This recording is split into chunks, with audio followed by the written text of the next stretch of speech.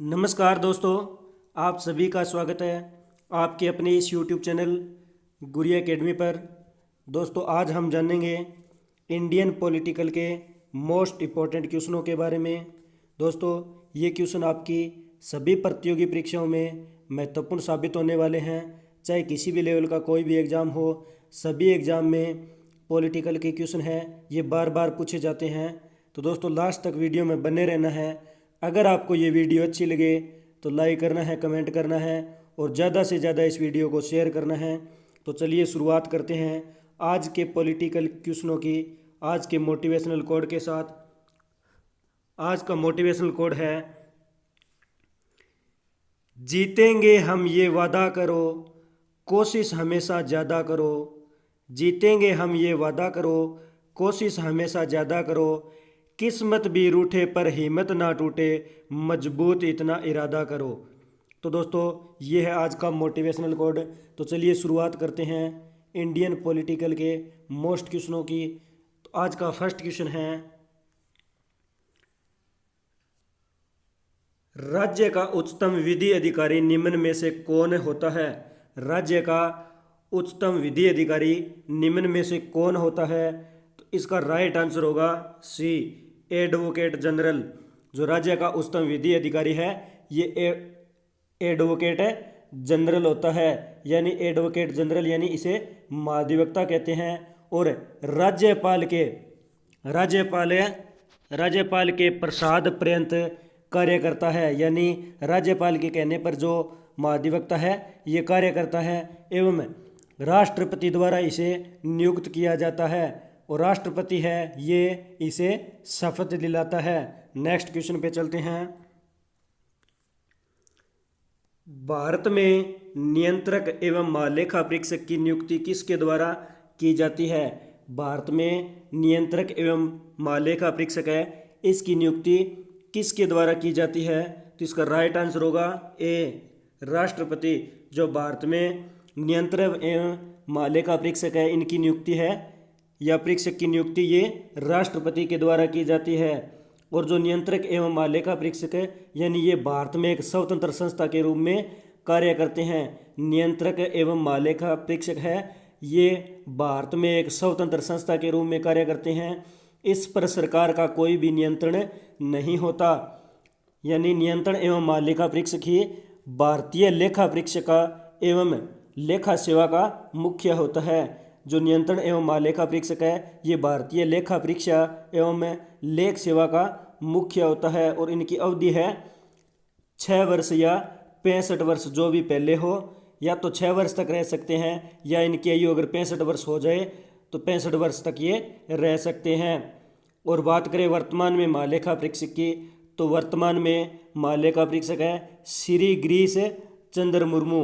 श्री गिरीश चंद्र मुर्मू ने 8 अगस्त 2020 को पद ग्रहण किया था। नेक्स्ट क्वेश्चन पे चलते हैं। सर्वोच्च न्यायालय के अधिकार क्षेत्र में वृद्धि करने का अधिकार किसे प्राप्त है? सर्वोच्च न्यायालय के अधिकार क्षेत्र में वृद्धि करने का जो अधिकार है ये किसे प्राप्त है? तो इसका राइट आंसर होगा सी, संसद के पास। जो सर्वोच्च न्यायालय के अधिकार क्षेत्र है, इनमें वृद्धि करने का अधिकार है ये संसद के पास होता है। और जो मुख्य न्यायाधीश है, यानी मुख्य न्यायाधीश को अन्य किसी स्थान अथवा एक से अधिक स्थानों को सर्वोच्च न्यायालय के स्थान के रूप में नियुक्त करने का अधिकार है ये संसद प्रदान करती है। वह राष्ट्रपति के अनुमोदन से ही इस संबंध में निर्णय लिया जाता है। संसद के अंतर्गत राष्ट्रपति अगर कहे तो इस संबंध में निर्णय लिया जाता है। नेक्स्ट क्वेश्चन पे चलते हैं। राष्ट्रपति कानूनी मामलों में किससे परामर्श ले सकता है? जो राष्ट्रपति है ये कानूनी मामलों में किससे परामर्श ले सकता है? तो इसका राइट आंसर होगा सी, उच्च न्यायालय। राष्ट्रपति है ये कानूनी मामलों में उच्च न्यायालय से परामर्श ले सकता है। और राष्ट्रपति को किसी विधि या सार्वजनिक महत्व तथ्य पर जो है अनुच्छेद 143 के तहत, अनुच्छेद 143 के तहत उच्चतम न्यायालय से परामर्श लेने का अधिकार है, यानी राष्ट्रपति को किसी भी विधि या सार्वजनिक महत्व तथ्य पर अनुच्छेद 143 के अनुसार उच्चतम न्यायालय से परामर्श लेने का अधिकार है। और अनुच्छेद 72 में अनुच्छेद 72 के अनुसार राष्ट्रपति को क्षमादान की भी शक्ति प्रदान की गई है। अनुच्छेद 72 में राष्ट्रपति को क्षमादान की शक्ति प्रदान की गई है। नेक्स्ट क्वेश्चन पे चलते हैं। राष्ट्रपति और उपराष्ट्रपति के निर्वाचन में विधान के मामलों को किसको प्रस्तुत किया जाता है? राष्ट्रपति और उपराष्ट्रपति के निर्वाचन में जो विवाद है, विवाद के मामलों को किसको प्रस्तुत किया जाता है? तो इसका राइट आंसर होगा बी, भारत का उच्चतम न्यायालय। यानी राष्ट्रपति और उपराष्ट्रपति के विवाद है, इसे भारत के राष्ट्रपति एवं उपराष्ट्रपति का जो विवाद है, इसे भारत के उच्चतम न्यायालय के अंतर्गत प्रस्तुत किया जाता है। और बात करें राष्ट्रपति के पद की, तो राष्ट्रपति का जो पद है ये ब्रिटेन से लिया गया है। नेक्स्ट क्वेश्चन से चलते हैं। भारतीय संसद के दोनों सदनों की संयुक्त बैठक की अध्यक्षता कौन करता है? भारतीय सदन है, जो भारतीय संसद है, इनके दोनों सदनों की संयुक्त बैठक की अध्यक्षता कौन करता है? तो इसका राइट आंसर होगा डी, लोकसभा अध्यक्ष। जो भारतीय संसद है, इसके दोनों सदनों की संयुक्त बैठक की अध्यक्षता लोकसभा अध्यक्ष करता है। यानी भारतीय संसद या भारतीय गणराज्य का सर्वोच्च विधायी निकाय लोकसभा अध्यक्ष होता है। भारतीय संसद है, ये भारतीय गणराज्य का सर्वोच्च विधायी निकाय है। और बात करें स्थापना की, तो जो है इसकी स्थापना 26 जनवरी 1950 को हुई थी। 26 जनवरी 1950 ईस्वी को संसद की स्थापना हुई थी। और यह संसद है, ये राष्ट्रपति, लोकसभा, राज्यसभा से मिलकर बना द्विसदनीय विधानसभा सदन है। राष्ट्रपति, लोकसभा एवं राज्यसभा तीनों से मिलकर बना होता है और यह द्विसदनीय विधानसभा है। नेक्स्ट क्वेश्चन पे चलते हैं। निम्न में कौन लोकसभा की कार्यवाहियों में भाग तो ले सकता है किंतु मतदान नहीं कर सकता? निम्न में से कौन लोकसभा की कार्यवाहियों में भाग ले सकता है लेकिन मतदान नहीं कर सकता? तो इसका राइट आंसर होगा ए, अटॉर्नी जनरल। अटॉर्नी जो जनरल है, अटॉर्नी जनरल, ये लोकसभा की कार्यवाहियों में भाग ले सकता है लेकिन उसमें मतदान नहीं कर सकता। यानी भारत सरकार का मुख्य कानूनी सलाहकार होता है जो अटॉर्नी जनरल है, ये भारतीय सरकार का मुख्य कानूनी सलाहकार होता है एवं भारत के सर्वोच्च न्यायालय में सरकार का वकील भी होता है। और जो बात करें अटॉर्नी जनरल की, तो भारत के अटॉर्नी जो जनरल है, इनको संविधान की धारा 76 फर्स्ट के तहत भारत के राष्ट्रपति द्वारा नियुक्त किया जाता है। अगर पूछ लिया जाए कि जो अटॉर्नी जनरल है, इन्हें किसके द्वारा नियुक्त किया जाता है, तो संविधान के अनुच्छेद 76 फर्स्ट के अनुसार राष्ट्रपति के द्वारा इसे नियुक्त किया जाता है। नेक्स्ट क्वेश्चन पे चलते हैं। लोकसभा का सचिवालय सीधे नियंत्रित होता है। लोकसभा का जो सचिवालय है ये नियंत्रित होता है, तो इसका राइट आंसर होगा डी, लोकसभा अध्यक्ष द्वारा। जो लोकसभा का सचिवालय है ये लोकसभा अध्यक्ष द्वारा नियंत्रित होता है। और बात करें लोकसभा का सचिवालय, तो इसमें संपादकीय शाखा, राजभाषा प्रयाग, सारांश शाखा, अनुवाद शाखा आदि इसके अंतर्गत शामिल है। जो लोकसभा का सचिवालय है, लोकसभा के सचिवालय के अंतर्गत संपादकीय शाखा, राजभाषा प्रयाग, सारांश शाखा, अनुवाद शाखा आदि इसमें शामिल है। और जो लोकसभा का महासचिव है, ये लोकसभा सचिवालय का प्रशासनिक प्रमुख होता है। अगर पूछ लिया जाए कि लोकसभा का सचिवालय है, इसका प्रशासनिक प्रमुख कौन होता है, तो जो लोकसभा का महासचिव है ये इसका प्रशासनिक प्रमुख होता है। नेक्स्ट क्वेश्चन पे चलते हैं। निर्णायक मत देने का अधिकार है। निर्णायक मत देने का अधिकार है, तो इसका राइट आंसर होगा डी, लोकसभा अध्यक्ष को। तो लोकसभा अध्यक्ष है ये अपना निर्णायक मत डाल सकता है, और ये अपना निर्णायक मत यानी संसद के जो संयुक्त अधिवेशन में किसी विधेयक पर निर्णायक मत देने का अधिकार है लोकसभा अध्यक्ष को है। और अनुच्छेद 100 में प्रावधान दिया गया है, अनुच्छेद 100 के अंदर प्रावधान दिया गया है कि जो अध्यक्ष है ये किसी विषय में निर्णय देने के लिए अपना मत दे सकता है, किसी विषय पर अपना निर्णय देने के लिए अपना मत दे सकता है। नेक्स्ट क्वेश्चन पे चलते हैं। भारतीय गणराज्य में वास्तविक कार्यकारी प्राधिकार निम्नलिखित में से किसके पास होता है? भारतीय गणराज्य में जो वास्तविक कार्यकारी प्राधिकार है ये किसके पास होता है? तो इसका राइट आंसर होगा बी, मंत्रिपरिषद। भारतीय गणराज्य में वास्तविक कार्यकारी प्राधिकार है ये मंत्रिपरिषद के पास होता है। नेक्स्ट क्वेश्चन पे चलते हैं। निम्न में से किस निकाय की अध्यक्षता गैर सदस्य करता है? निम्न में से किस न्याय की अध्यक्षता है ये गैर सदस्य करता है? तो इसका राइट आंसर होगा डी, राज्यसभा की अध्यक्षता गैर जो निकाय है या गैर सदस्य है ये करता है। नेक्स्ट क्वेश्चन पे चलते हैं। राज्यसभा द्वारा लोकसभा को धन विधेयक कितने समय में लौटा दिए जाने चाहिए? यानी राज्यसभा के द्वारा जो लोकसभा को धन विधेयक कितने समय में लौटा दिया जाना चाहिए? तो इसका राइट आंसर होगा डी, 14 दिनों में। 14 दिनों में जो धन विधेयक है ये लोकसभा को लौटा दिया जाना चाहिए। यानी जो लोकसभा है, लोकसभा द्वारा पारित होने के बाद जो धन विधेयक है लोकसभा द्वारा पारित होने के बाद राज्यसभा में भेजा जाता है, और जिसे राज्यसभा को 14 दिनों के अंदर सुझावों के साथ लौटा देना पड़ता है। नेक्स्ट क्वेश्चन पे चलते हैं। निम्न में से कौन सा राष्ट्रपति के निर्वाचन का भाग है परंतु महाभियोग अधिकार का भाग नहीं है? कौन सा ऐसा है जो राष्ट्रपति के निर्वाचन का भाग है लेकिन महाभियोग अधिकरण का भाग नहीं है? तो इसका राइट आंसर होगा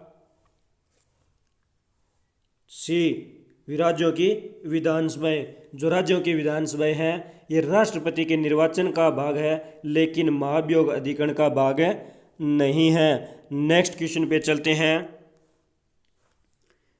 भारत की संघीय व्यवस्थापिका को किस नाम से जाना जाता है? जो भारत की संघीय व्यवस्थापिका है इसे किस नाम से जाना जाता है? तो इसका राइट आंसर होगा डी, संसद के नाम से जाना जाता है। भारत की संघीय व्यवस्थापिका को संसद के नाम से जाना जाता है। और जो व्यवस्थापिका है ये भारतीय जनतंत्र के तीनों अंगों में से एक है। भारतीय जनतंत्र के तीनों अंगों में से एक है। एक तो संसद है और 2 अंग इसके कार्यपालिका और न्यायपालिका है। यानी जो है भारतीय जनतंत्र के 3 अंग है, संसद और 2 है कार्यपालिका और न्यायपालिका। नेक्स्ट क्वेश्चन पे चलते हैं। भारतीय संसद के कितने सदन हैं? भारतीय संसद के कितने सदन हैं? तो इसका राइट आंसर होगा 2 सदन हैं। एक तो लोकसभा हो गया और दूसरा राज्यसभा। एक लोकसभा और एक राज्यसभा, ये भारतीय संसद के 2 सदन हैं। यानी संसद है ये भारत देश की विधानपालिका का सर्वोच्च निकाय है, विधानपालिका का सर्वोच्च निकाय है और यह द्विसदनीय व्यवस्था है। संसद है ये द्विसदनीय व्यवस्था है। नेक्स्ट क्वेश्चन पे चलते हैं। भारत की नागरिकता निम्न में से किस प्रकार प्राप्त की जा सकती है? भारत की नागरिकता है ये किस प्रकार प्राप्त की जा सकती है?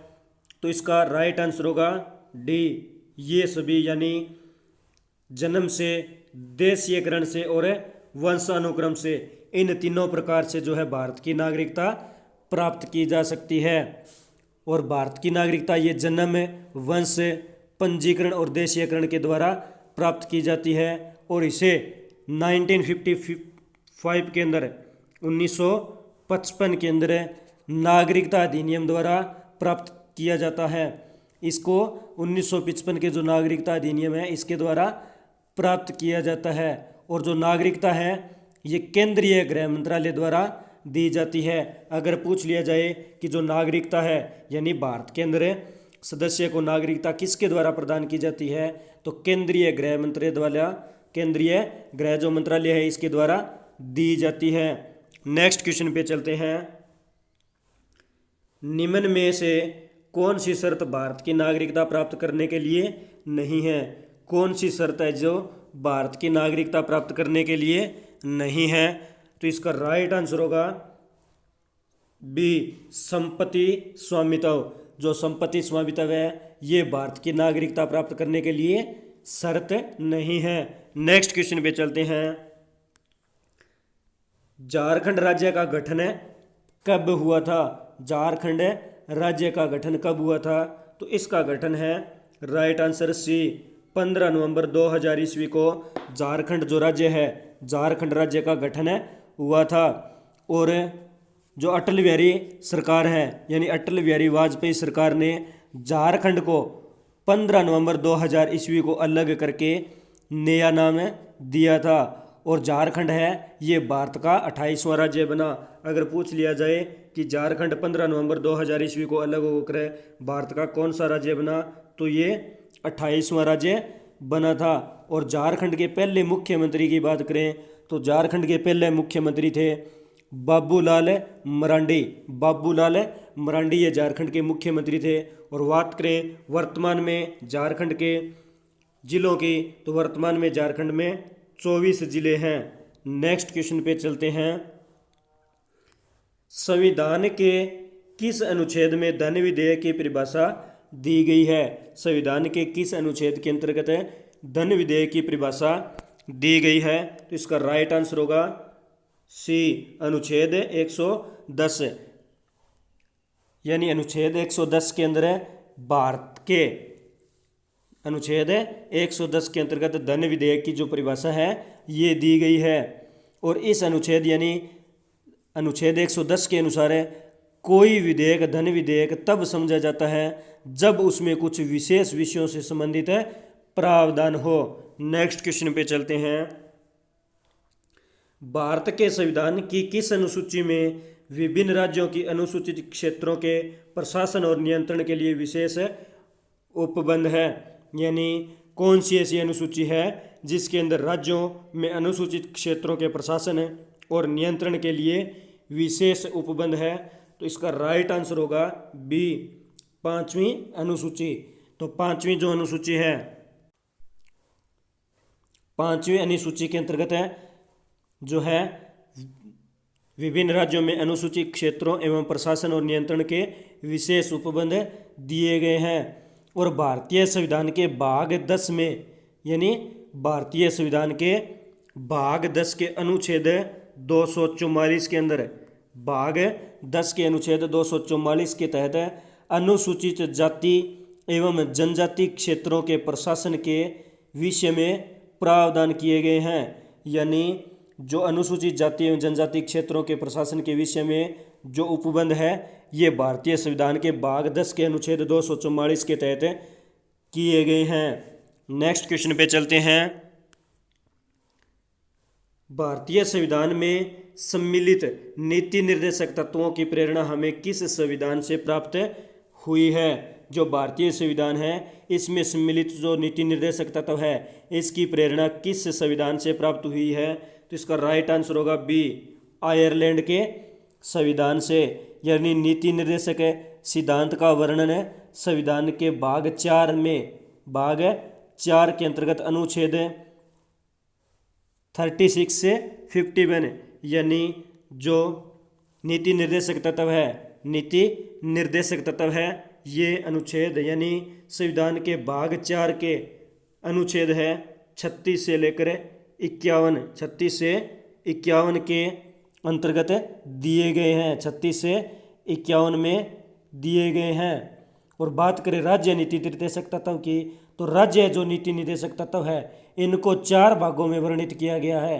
राज्य के नीति निर्देशक तत्वों को 4 भागों में वर्णित किया गया है।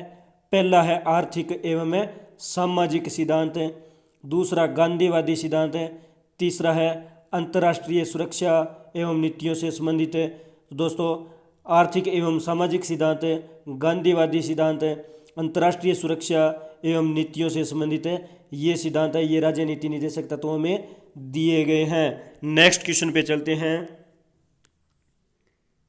निम्न में से कौन सा शब्द भारत के संविधान की उद्देशिका में नहीं है? निम्न में से कौन सा शब्द है ये भारतीय संविधान की उद्देशिका यानी प्रस्तावना में नहीं है? तो ये राइट आंसर है सी, लोक कल्याण जो शब्द है, लोक कल्याण शब्द है, ये भारत के संविधान की उद्देशिका यानी उद्देशिका को प्रस्तावना भी कहा जाता है। तो उद्देशिका में लोक कल्याण शब्द है ये नहीं है। और प्रस्तावना के अंतर्गत बात करें तो प्रस्तावना में जो शब्द दिए गए हैं यानी समाजवादी, पंथ निरपेक्ष, प्रभुत्व संपन्न एवं लोकतंत्रात्मक गणराज्य, इन शब्दों का जो भारतीय संविधान की प्रस्तावना है इसमें उल्लेख किया गया है। और बात करें भारतीय संविधान तो भारत का जो संविधान है यानी प्रस्तावना है यह ऑस्ट्रेलिया संविधान से प्रभावित मानी जाती है। प्रस्तावना है ये ऑस्ट्रेलिया संविधान से प्रभावित मानी जाती है, लेकिन प्रस्तावना का जो विचार है ये अमेरिका से लिया गया है। प्रस्तावना का विचार अमेरिका से लिया गया है और प्रस्तावना की भाषा है ये ऑस्ट्रेलिया देश से ली गई है। नेक्स्ट क्वेश्चन पे चलते हैं। भारतीय संविधान सभा की प्रारूप समिति के अध्यक्ष थे।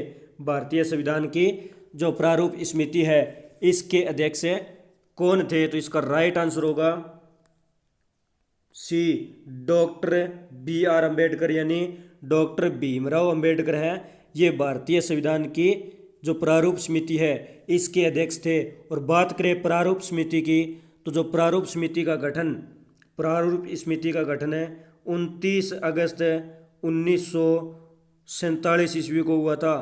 प्रारूप समिति का गठन है ये 29 अगस्त 1947 ईस्वी को हुआ था। और प्रारूप समिति के अंदर जब गठन हुआ तो इसमें कुल 7 सदस्य थे, यानी डॉक्टर भीमराव अंबेडकर को छोड़कर 6 सदस्य थे और डॉक्टर भीमराव अंबेडकर इनके मिलाकर कुल 7 सदस्य थे। और बात करें संविधान सभा की तो जो भारतीय संविधान सभा है इसकी स्थापना की बात करें तो भारतीय संविधान सभा की स्थापना 6 दिसंबर 1946 ईस्वी को 6 दिसंबर 1946 ईस्वी को भारतीय संविधान सभा की स्थापना हुई थी। और इसके अध्यक्ष है ये डॉक्टर राजेंद्र प्रसाद को बनाया गया था। भारतीय संविधान सभा की स्थापना 6 अगस्त 1946 ईस्वी को और अध्यक्ष डॉक्टर राजेंद्र प्रसाद को बनाया गया था। और जो प्रारूप समिति है इसकी स्थापना या गठन की बात करें तो 29 अगस्त 1947 को इसका गठन हुआ था और प्रारूप समिति के अध्यक्ष डॉक्टर भीमराव अंबेडकर को बनाया गया था। नेक्स्ट क्वेश्चन पे चलते हैं। संविधान की प्रारूप समिति के समक्ष प्रस्तावना का प्रस्ताव किसने रखा? जो संविधान की प्रारूप समिति है इसके समक्ष प्रस्तावना का प्रस्ताव किसने रखा? तो इसका राइट आंसर होगा ए, जो पंडित जवाहरलाल नेहरू है। पंडित जवाहरलाल नेहरू ने जो प्रारूप समिति है इसके समक्ष प्रस्तावना का प्रस्ताव रखा था। और पंडित जवाहरलाल नेहरू ने संविधान की प्रारूप समिति के समक्ष प्रस्तावना के निर्माण का जो प्रस्ताव रखा और फिर इसे संविधान सभा ने अपनाया था। यानी जवाहरलाल नेहरू के द्वारा जो प्रस्तावना का प्रस्ताव रखा गया था इसके बाद संविधान के द्वारा इसे अपनाया गया था। नेक्स्ट क्वेश्चन पे चलते हैं। भारतीय संविधान सभा की संघीय शक्ति सीमित जो भारतीय संविधान सभा की संघीय शक्ति समिति है इसके अध्यक्ष कौन थे? भारतीय संविधान की संघीय शक्ति समिति है इसके अध्यक्ष कौन थे? तो इसका राइट आंसर होगा सी, जवाहरलाल नेहरू, यानी पंडित जवाहरलाल नेहरू है। ये भारतीय सभा की जो संघीय शक्ति समिति है इसके अध्यक्ष थे। नेक्स्ट क्वेश्चन पे चलते हैं। संविधान सभा के लिए चुनाव कब संपन्न हुए? जो संविधान सभा है इसके लिए चुनाव कब संपन्न हुए? तो इसका राइट आंसर होगा बी, 1946 यानी जुलाई 1946 के अंदर संविधान सभा के लिए जो चुनाव है ये संपन्न हुए थे। और संविधान सभा, तो जो संविधान सभा में सदस्य वयस्क जो मताधिकार के आधार पर अप्रत्यक्ष रूप से निर्वाचित हुए थे, यानी संविधान सभा के अंदर जो सदस्य है ये वयस्क मताधिकार के आधार पर अप्रत्यक्ष रूप से इनका निर्वाचन हुआ था। नेक्स्ट क्वेश्चन पे चलते हैं। हमारे संविधान में मूल अधिकार किस संविधान से प्रेरित है? हमारे संविधान के अंतर्गत जो मूल संविधान है, मूल संविधान किस संविधान से प्रेरित है? तो इसका राइट आंसर होगा ए, अमेरिका के संविधान से। जो हमारे संविधान के मूल अधिकार है ये अमेरिका के संविधान से प्रेरित है, यानी अमेरिका के संविधान से लिए गए हैं। और जो बात करें मूल अधिकारों की, तो मूल अधिकार भारतीय संविधान के भाग 3 में दिए गए हैं। और भाग 3 के अनुच्छेद 12 से 35 तक जो मूल अधिकार है ये भारतीय संविधान में वर्णित है। और बात करें तो भारतीय जो मूल अधिकार है, मूल अधिकारों को पूछ लिया जाए भी कब लागू किया गया, भारतीय संविधान के अंतर्गत जो मूल अधिकार है इन्हें कब लागू किया गया? तो 26 जनवरी 1950 ईस्वी को जो मूल अधिकार है इन्हें लागू किया गया था। और भारतीय संविधान के अंतर्गत 6 मूल अधिकार दिए गए हैं। 6 मूल अधिकार दिए गए हैं। पहला है समता या समानता का अधिकार। समता या समानता का अधिकार है, ये अनुच्छेद 14 से 18 में दिए गए हैं। दूसरा है स्वतंत्रता का अधिकार, ये अनुच्छेद 19 से 22 में दिए गए हैं। तीसरा शोषण के विरुद्ध अधिकार, ये अनुच्छेद 23 और 24 में दिए गए हैं। चौथा है धार्मिक स्वतंत्रता का अधिकार, ये अनुच्छेद 25 से 28 में दिए गए हैं। पांचवा है संस्कृति और शिक्षा संबंधी अधिकार, ये अनुच्छेद 29 से 30 में दिए गए हैं। और छठा है संवैधानिक अधिकार, तो ये अनुच्छेद 32 में दिया गया है। तो ये थे भारतीय संविधान के मूल 6 अधिकार। नेक्स्ट क्वेश्चन पे चलते हैं। भारत के नागरिकों को कितने प्रकार की नागरिकता प्राप्त है? जो भारत के नागरिक है इन्हें कितने प्रकार की नागरिकता प्राप्त है? तो इसका राइट आंसर होगा ए, यानी भारत के नागरिकों को एक प्रकार की नागरिकता प्राप्त है। और जो एक प्रकार की नागरिकता है वो जन्म से संबंधित है। एक प्रकार की जो नागरिकता है ये जन्म के द्वारा नागरिकता है, जन्म के द्वारा दी गई नागरिकता है। नेक्स्ट क्वेश्चन पे चलते हैं। नीति निर्देशक तत्वों को कार्यान्वित करने के लिए क्या मूल अधिकारों का हनन हो सकता है? नीति निर्देशक तत्वों को कार्यान्वित करने के लिए क्या मूल अधिकारों का हनन हो सकता है? तो इसका राइट आंसर है यानी डी, कुछ का, यानी जो भारतीय नीति निर्देशक तत्व है इनको क्रियान्वित करने के लिए कुछ नीति निर्देशक तत्वों का हनन हो सकता है। नेक्स्ट क्वेश्चन पे चलते हैं।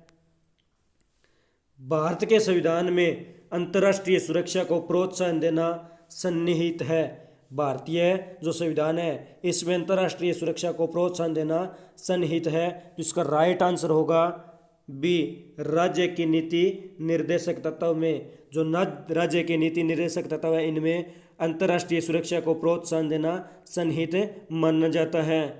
तो दोस्तों आज हमने इंडियन पॉलिटिकल के मोस्ट इम्पोर्टेंट क्वेश्चनों के बारे में जाना। दोस्तों अगर आपको ये वीडियो अच्छी लगी तो लाइक करना, कमेंट करना, ज़्यादा से ज़्यादा इस वीडियो को शेयर करना और अपने इस चैनल गुरिया एकेडमी को सब्सक्राइब करना, बेल आइकन को प्रेस करना ताकि नोटिफिकेशन आपको समय समय पर मिलता रहे। मिलते हैं नेक्स्ट वीडियो में। धन्यवाद दोस्तों। जय हिंद, जय भारत।